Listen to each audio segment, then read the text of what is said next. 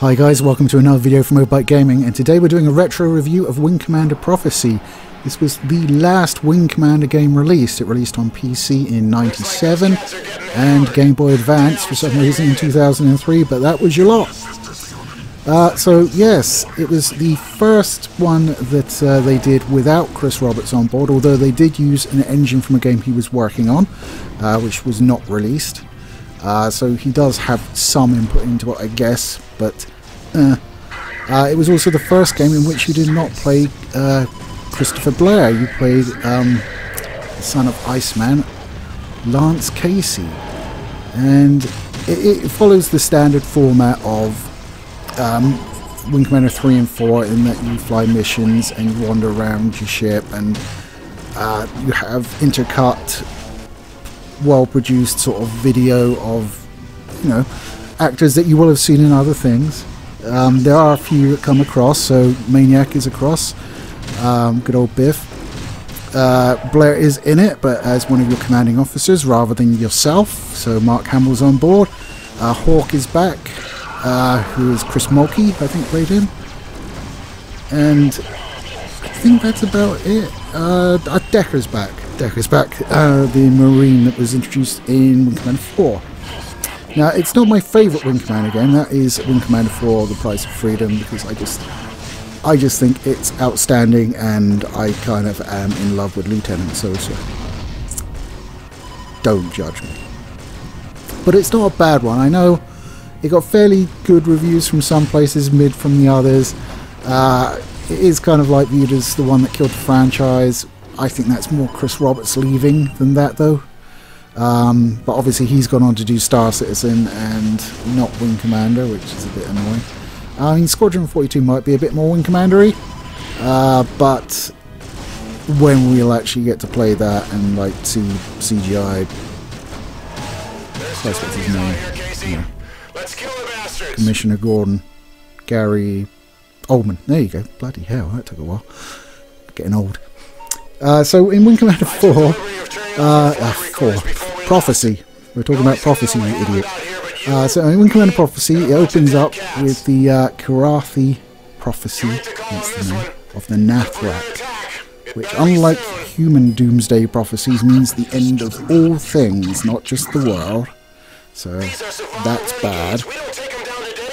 And it turns out this was in reference to a race called the Nephilim, who are not kitty cats, they are nasty bugs, and have ships that are based on sort of fish for some reason.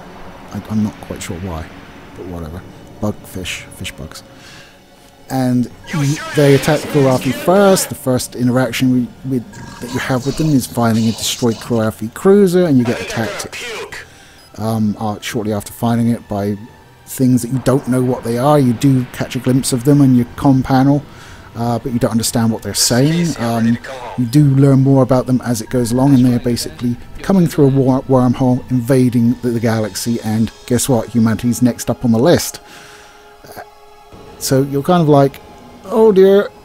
And what humanity's been doing since the Border Worlds War is basically shoring up its shores, and they've come up with a new cost-effective strategy, and that is mega carriers. So if you remember the Vesuvius or the St. Helens in Wing Commander 4, which were like the regular carriers just beefed up, they've gone sort of full fat into that concept and made even bigger carriers. Now, it does have the unfortunate sort of aspect of putting all of your eggs in one basket,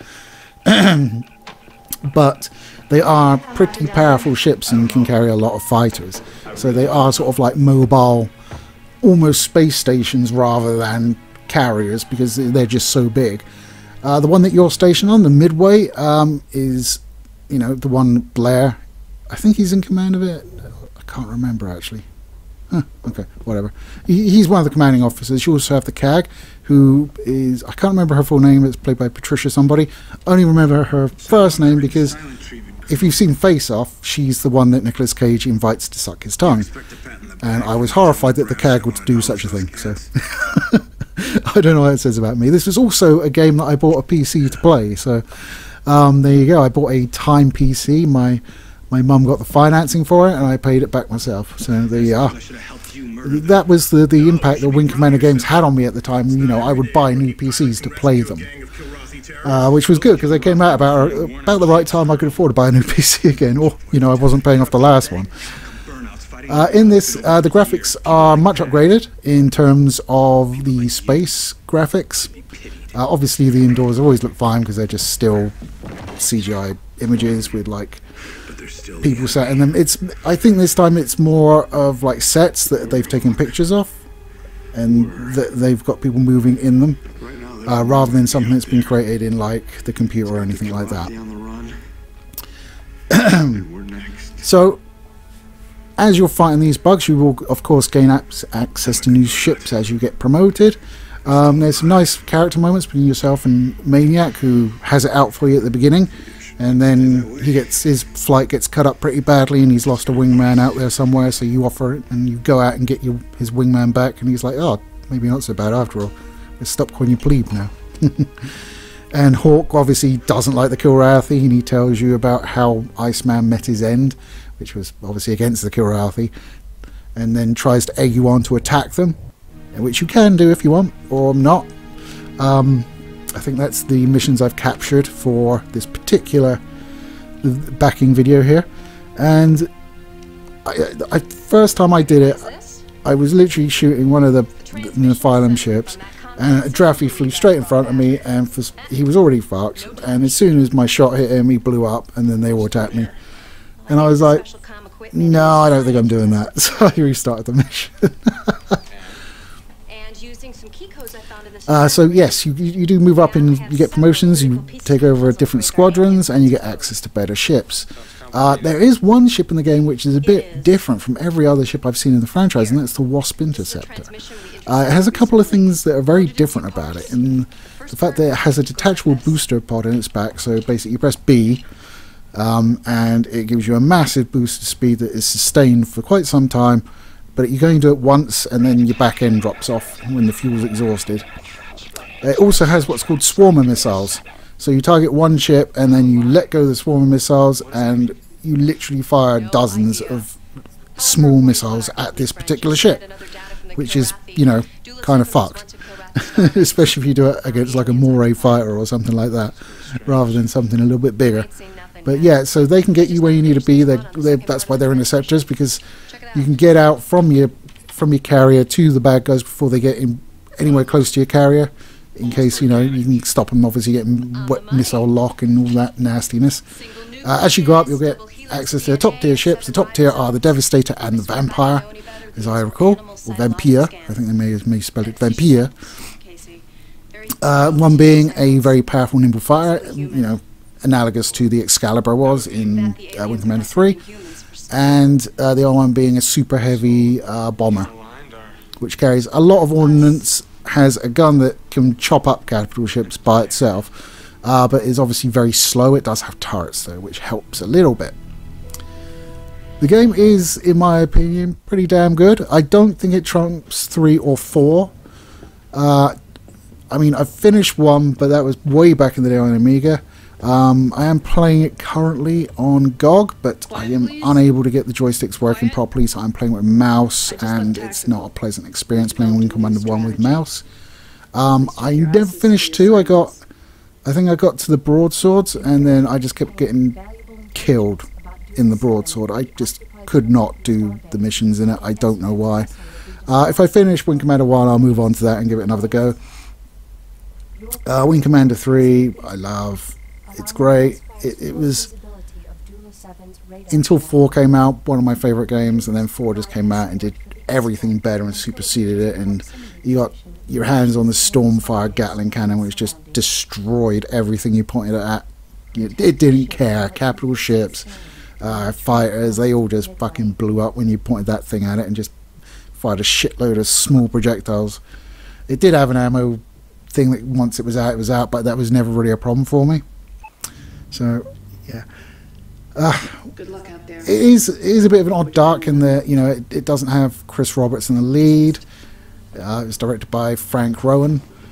But it is good. It's just slightly different. It does feel like a different confederation you're flying for. There's still a bar area where you'll have like interactions with your comrades, and you have a kill board and a simulator and all that. So it has all the key tenets, but there's just something missing about the flavour of it. I mean, even when they went like from 3 to 4 or 2 to 3, you could tell it was the same config, you know. In this, it's a little bit more. There are some very good cutscenes. The bad guys themselves are all CG, so they look like fake bugs, basically. You will see Karathi in the game, and they're played, you know, in the suits as per usual. Your mileage may vary on the suits. I prefer them to, like, the game ones to the film ones, because the film ones just look like almost more like monkeys than cats, because they were bold and weird looking. Whereas in the games they actually look like cats. So I was kind of like, okay, whatever. 60 seconds to go. But Wing Commander Prophecy is a great game. I wouldn't say it's as good as the previous ones that came before it, but it's still a great game. And it's Wing Commander. All of the gameplay screams Wing Commander. As I say, the tone is slightly off, perhaps. Whether that's because Roberts wasn't in charge, or whether the move to a mega carrier and the sort of different look of it just changed the feeling. I don't know.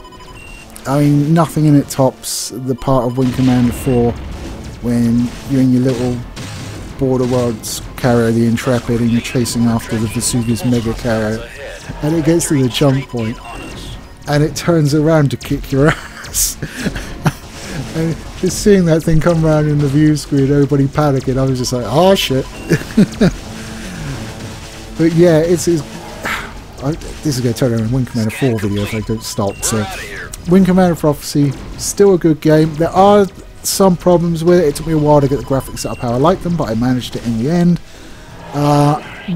What's more of a pressing concern is I can get my joystick working on it, but when I press the fire button, it swaps the view to the left, and I can't work out how to stop that happening.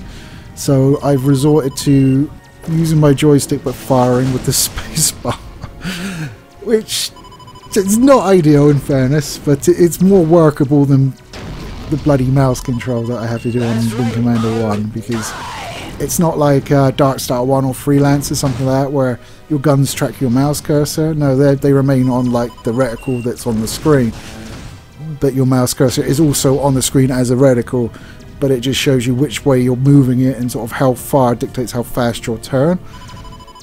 But it doesn't dictate where your shots go, so it confuses the piss out of me every time. It takes me about 10 minutes when I come back to it to be like, oh yeah, that's how that works, and I'm terrible. So, meh.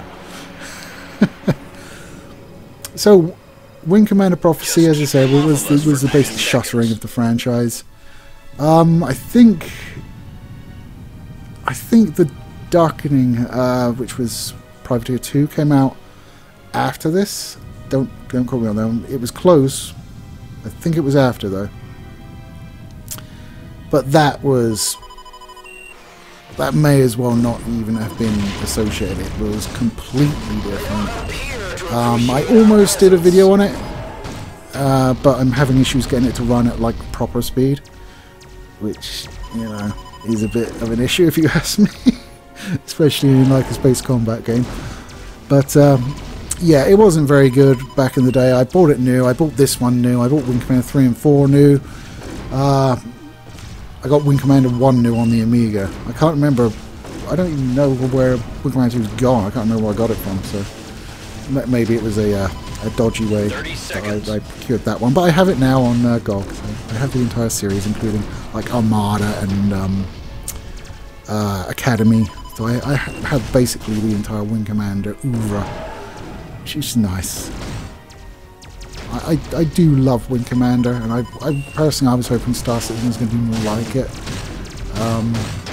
Obviously it's not in any way, shape or form. Squadron 42 might get it a bit closer, but when we can actually get that, don't know when ever, because they still haven't worked out how to stop boxes killing me, which is always fun. Anyway, let me know down below in the comments what your favourite Wing Commander game was. And yes, we will include the expanded stuff, so Academy, Armada, the first Privateer, or Privateer 2, if you're insane. but yeah, there it is. As I said, for me, it's Wing Commander 4. That just represented me peak. It felt exactly like the Wing Commander I was used to. Even though you were going to basically a different faction in the border worlds, it still felt like Wing Commander.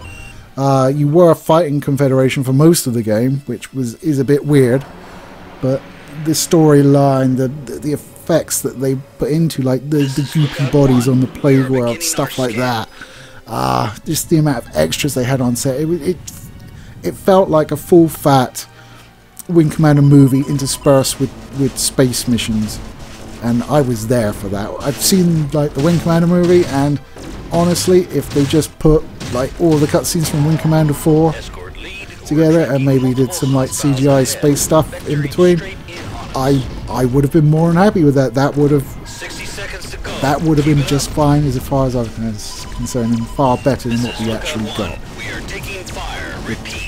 Biplane ships. Religion. Hairless cats.